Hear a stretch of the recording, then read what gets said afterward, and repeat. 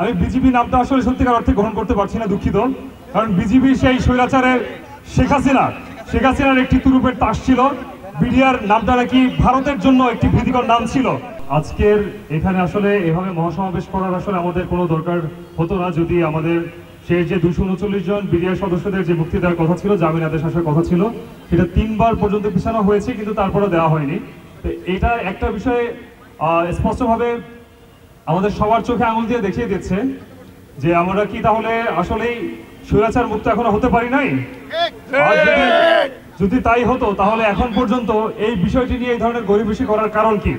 বাংলাদেশের সার্বভৌমত্বের সর্বোচ্চভাবে যেদিন ক্ষতিগ্রস্ত হলো সেটি ছিল 57 জন বিডিআর অফিসার, বলিবার সেনা অফিসার যেভাবে বলি, তাদেরকে হত্যাকাণ্ডের মাধ্যমে বাংলাদেশের প্রথম সার্বভৌমত্বের কফিনে পেরে ঠোকা হয়েছিল। এখন পর্যন্ত সেই 5ই আগস্টের পরে আজকে পর্যন্ত 8 মাস অতিবাহিত হয়ে গেল, 8 মাস পূর্ণ হলো, কিন্তু আমাদেরকে এখন পর্যন্ত এটার জন্য রাস্তায় নেমে বিচার চাইতে দাঁড়ে দাঁড়ে ঘুরতে হচ্ছে। এর থেকে বড় লজ্জার আর কি হতে পারে? আমি বাংলাদেশ রাইফেলস, আমি বিজেপি নামটা আসলে সত্যিকার অর্থে গ্রহণ করতে পারছি না, দুঃখিত।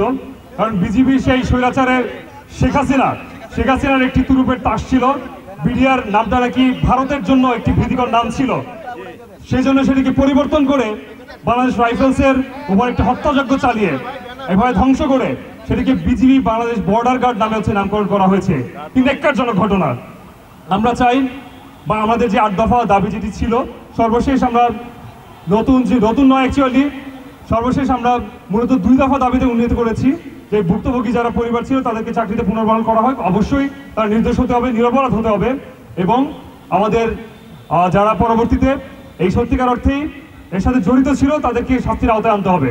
আর বিডিআর যে নামকরণ, বাংলাদেশের যে বাঘ বাংলাদেশ রাইফেলস, সেটি পুনর্বহাল করতে হবে। আমরা জানি অনেক ধরনের ষড়যন্ত্র চলছে।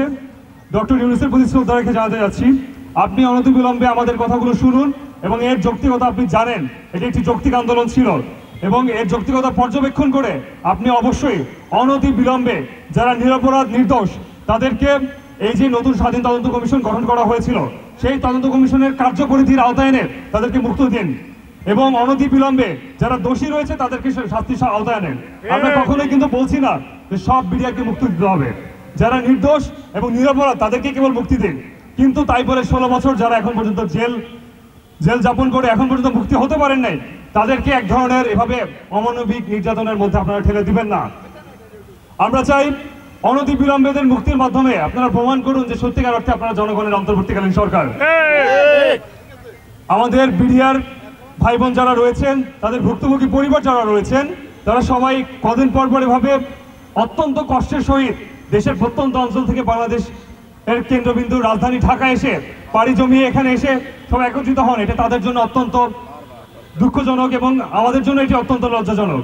আমরা চাই না তারা এভাবে, অলরেডি তারা একটা লম্বা সময় তাদের পরিবার পরিজন জেল খেটে এক ধরনের বিভীষিকার মধ্যে দিয়ে চলে এসছে, কিন্তু তারাও যদি এই ধরনের একটি অন্যায় অবিচারের মধ্যে দিয়ে, একটা জুলুমের মধ্যে দিয়ে আবার আসতে হয়, সেটি আমাদের জন্য হবে অত্যন্ত দুঃখজনক। আমরা চাই অনতিবিলম্বে তাদেরকে মুক্তি দেওয়া হোক এবং তারা তাদের পরিবার পরিজনকে নিয়ে যাতে এই অন্তর্বর্তীকালীন সরকার এবং নতুন বাংলাদেশ 2.0-তে সম্পূর্ণভাবে ন্যায় বিচারের আওতায় এনে তারা মুক্তি হতে পারে।